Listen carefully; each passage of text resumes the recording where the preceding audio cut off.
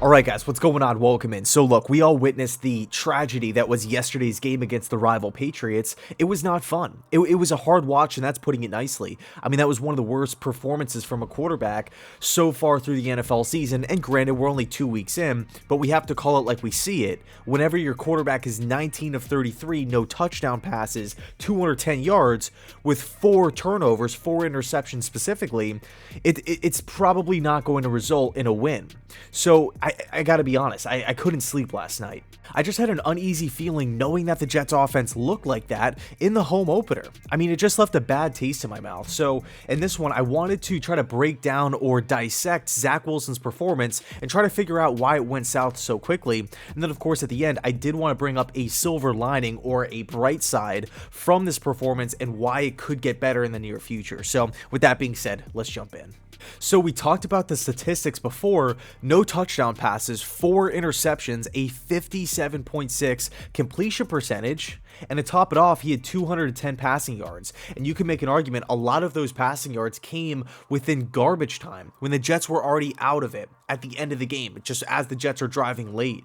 Not only did the Jets turn the football over pretty rapidly within the first offensive drive, but Zach Wilson's first pass attempt of the day was an interception. Okay, over the middle of the field, pass was deflected. It was a play action. J.C. Jackson made a tremendous play on the football.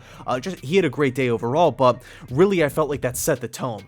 Now the pressure is on. We got a defensive stop, but now we're giving the football back to New England, giving them an extra possession on a short field. Long story short, they put up points pretty quickly.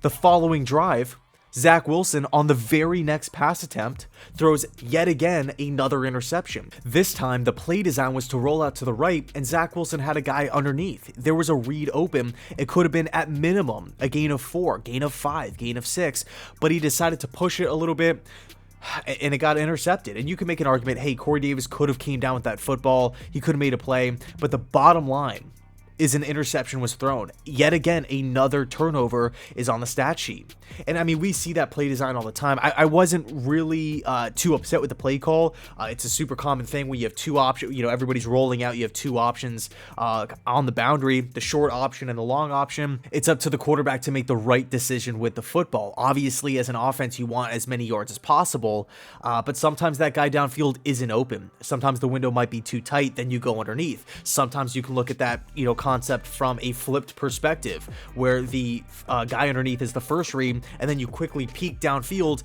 I'm going to this first read, like he is open, the play is there, and we have to do it pretty soon, but I can quickly look downfield.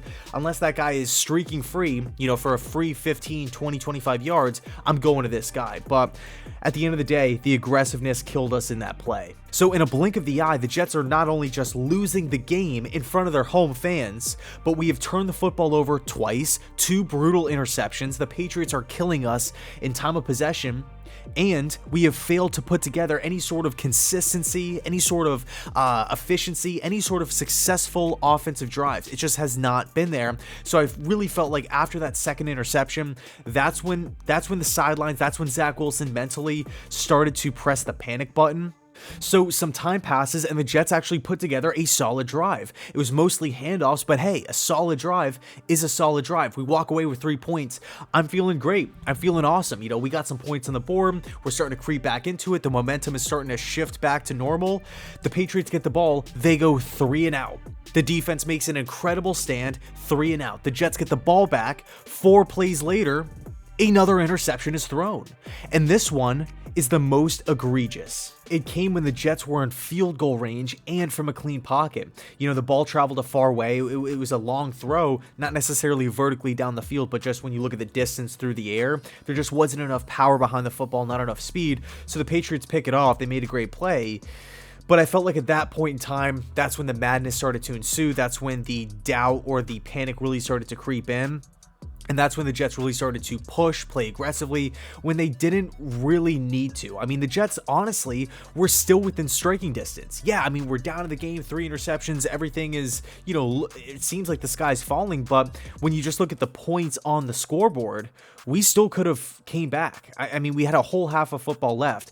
Halftime hits, and coming out of the gate, we throw another interception. So it was just an overall bad day from the quarterback position, bad day in the pass game. There was a ton of different factors, a lot of different reasons here why I felt like Wilson's performance went the way it did. The first and most obvious, we were playing the Patriots, a great defense. I mean, they're awesome in the talent department. They're awesome in the schematic department. They're led by veterans, Judon, JC Jackson, the list goes on and on. Hightower, they have talent. They are loaded on the defensive side of the football, led by Bill Belichick. We all know what he can do against rookie quarterbacks, his resume, but it's a tough task to play again as a rookie, to play against a Bill Belichick-led veteran defense. It's tough. Doesn't matter where you play. Typically, the rookies struggle. The second thing that I felt like hurt Zach Wilson was the lack of short passing. I felt like I was on the edge of my seat waiting all day for it to happen, for it to open up a little bit, but it never truly did.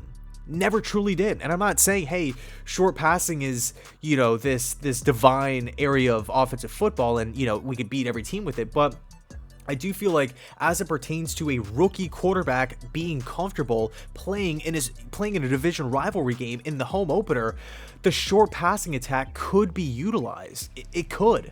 I felt like everything on offense was really predictable, and hey, we were running the ball effectively. I was all for the run game. The offensive line looked a lot better yesterday against the Pats than it did week 1 against the Panthers. So 2 positives there, but the lack of short passing was an issue. Also, you take a look back at week 1 where Tua had success, it was in the short passing game. So I feel like we have the skill players to do it. We obviously have the system to do it. A lot of pre-snap motion. We can confuse defenses. Like I'm fully bought in with the short passing game. I just want to see us call some plays. Let's get the football out of Wilson's hands quickly and see what happens. I feel like at this point in time, it couldn't hurt the team. The third issue was a real lack of rhythm when they did decide to throw the football. I felt like every single time Zach Wilson dropped back to throw, it was chaotic. It was erratic. He was off platform. His feet were messed up. Sometimes the passes were overthrown. Sometimes he was being hit. Obviously, he was sacked 4 times. He was being rushed, especially towards the tail end of the game.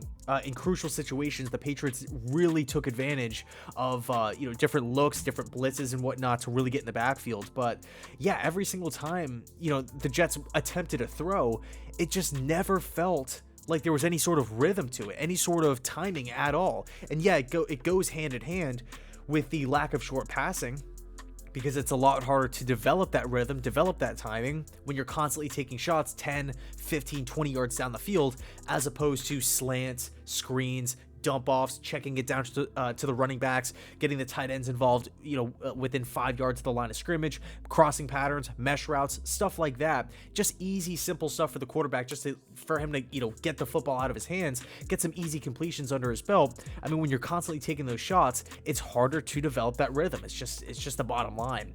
The fourth and final problem, was trying to go for the kill shot, trying to go for the jugular way too much. I felt like the Jets really needed to take a page out of the mid-2000s Chad Pennington book, where we just got to chip away, put the ball in play, control the clock, and really control the game. Keep the Patriots offense at bay, keep them on the sidelines. Let's control the game. The run game was working. All we really needed to do was have some sort of effectiveness in the pass game, and we failed to do that. And it's unfortunate. It's truly unfortunate. I mean, we look at how Mac Jones performed. 9 completion out of his first 10 passes, rather. He completed 9 of them. At halftime, he had 17 completions. He was putting the ball in play. Yeah, there was no highlights. There was no, no-look passes or no crazy sidearm throws, but who cares? The Patriots offense was efficient. They were controlling the game from start to finish. Was it boring? Yeah. If you're a Patriot fan out there hoping Mac Jones would do Mahomes, Lamar Jackson types of things, types of plays, you're probably disappointed, but you walked away with a win. You walked away with a W, and that's what matters at the end of the day. So, multiple areas that we need to clean up for sure before the Denver Broncos game this upcoming Sunday. But here's the silver lining. Here's the bright spot, okay? A lot of these issues that the Jets have faced, not only just against the Patriots, but against Carolina as well, are self-inflicted wounds. This isn't Zach Wilson not being able to read a defense. This isn't him not trying, not giving an effort. This isn't the defense being absolutely ripped apart.